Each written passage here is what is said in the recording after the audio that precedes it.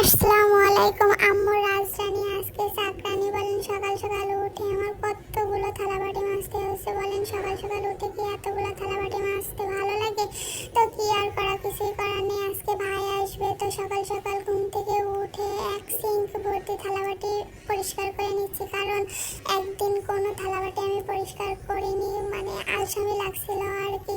তো যাই হোক, সকাল সকাল উঠে সমস্ত কাজ কাম গুছিয়ে আবার রান্না বান্না করা লাগবে। আমার একমাত্র ভাই আসছে বলে কথা। তো আপনারা যারা মনে করেন যে আমি সারাদিন কোনো কাজ কাম করি না, শুধু ঘুরেই বেড়াই, কিন্তু এটা একদমই না। আমিও সারাদিন প্রচুর কাজ করি ভাই। মেয়ে হয়ে জন্মেছি, কাজটা আমার করাই লাগবে, সে ছোট কাজ হোক বা বড় কাজ হোক। আর এমনিতে আমি প্রচুর কাজ করি, কিন্তু সেগুলো ভিডিওর মাধ্যমে দেখানো হয় না আর কি। তো এদিকে থালাবাটি পরিষ্কার করছিলাম আর ভাবছিলাম যে আজকে কি রান্না করা যায়। ভাই কি কি খেতে পছন্দ করে সেগুলোই হয়তো রান্না করব।